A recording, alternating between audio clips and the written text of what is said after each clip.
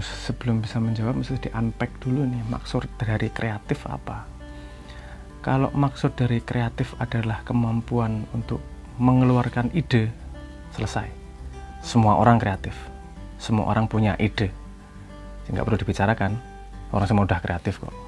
Oke, kita pakai definisi lain.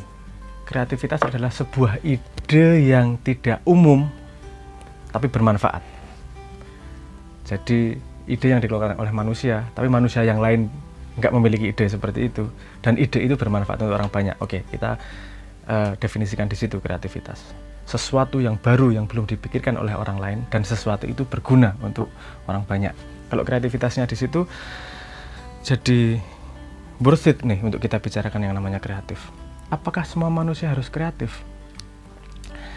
Sepemahaman saya, kreativitas itu bukan hanya komponen kemampuan manusianya, kemauan manusianya saja.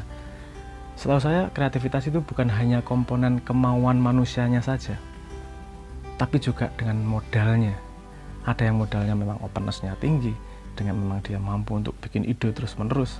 Tapi ada juga yang memang dia nggak ngurusin ide. Pokoknya aku apa yang di depan mataku tak maksimalkan. Dua-duanya punya fungsi.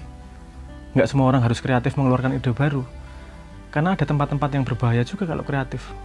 Kalau tukang pajak kreatif, kamu ngurusi keuangan dan kreatif, itu agak berbahaya, karena yang dibutuhkan di situ adalah kerajinan, kejujuran, bukan kreativitas sesuatu yang baru. Urusanmu mencatat dan itu kok merapikan itu. Nah, jadi memang ada fungsinya berbeda-beda. Tidak semua orang harus kreatif pada sense kosakata itu tadi, pada yang kita definisikan itu tadi. Karena kreatif sesuatu yang baru dan orang lain belum pernah memikirkannya, dan itu kemungkinan bermanfaat untuk orang lain. Definisi kreatif itu juga mempunyai bahayanya. Karya output kreatif itu kalau dalam society kita sekarang, saya melihatnya sebagai high risk high return. Karena dia sesuatu yang sangat-sangat baru, dia beresiko tidak diterima oleh masyarakat. Bukan terus kamu bikin sesuatu yang baru pasti masyarakat menerima terus kamu oke, belum tentu juga loh. Karena ide yang baru, masyarakat belum tentu siap menerima, konsumen belum tentu siap menerima, dan itu resikonya tinggi juga. Kita bisa melihat misalnya industri kreatif musik, karena dia memproduksi sesuatu yang baru yang belum dibuat oleh yang lain, lagu misalnya.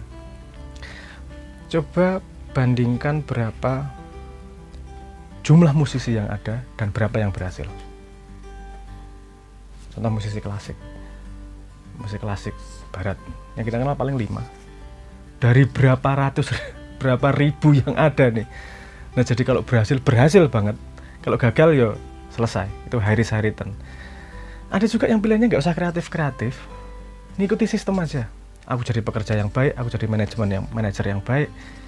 Dia kalau segagal-gagalnya nggak akan sekiri musisi gagal, tapi seberhasil-berhasilnya dia tidak akan sesukses musisi yang sangat sukses juga, tapi safe dia di tengah-tengah. Ini low risk low return. Nah, kita nggak bisa mengeneralisir bahwa semua orang harus kreatif, semua orang harus. Kalau semuanya kreatif tidak ada stabilitas nih, tidak ada stability. Dan kita tahu sendiri bahwa misalnya ya, kalau dalam sudut pandang psikologi, kreativitas secara loose ya bahasa Indonesianya, secara tidak akurat banget ya, kita representasikan sebagai openness, dan yang tidak kreatif tapi rajin, industrious, itu kita sebut sebagai C, conscientiousness. Manajer yang baik itu justru bukan manajer yang kreatif. Manajer yang baik itu nomor 1 adalah memanfaatkan apa yang ada semaksimal mungkin, karena kreatif itu membuat yang tidak ada menjadi ada. Komponennya akan semakin banyak dan semakin ruwet untuk di-manage. Jadi harus dua-duanya pas nih. Manajer yang baik, kalau mau bikin misalnya, kalau ini dari statistik yang modern ya, kalau dunia startup, yang memulai ide baru itu biasanya yang kreatif.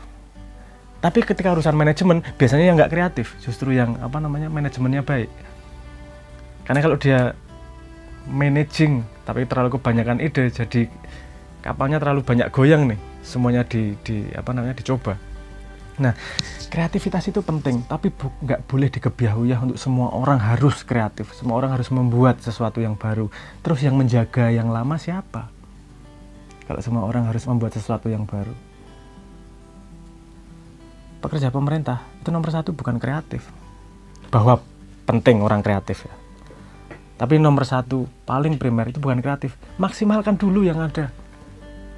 Justru yang rajin, yang konsisten, yang istiqomah, ya, itu lebih penting untuk urusan, lebih tepat untuk urusan manajemen. Tapi untuk gagasan baru, ya itu memang butuh kreativitas. Jadi balik ke pertanyaan, apakah semua orang harus kreatif? Orang kreatif, kalau semua manusia kreatif, tidak akan terjadi yang namanya society, karena terlalu banyak ide yang berkembang. Semua harus seimbang.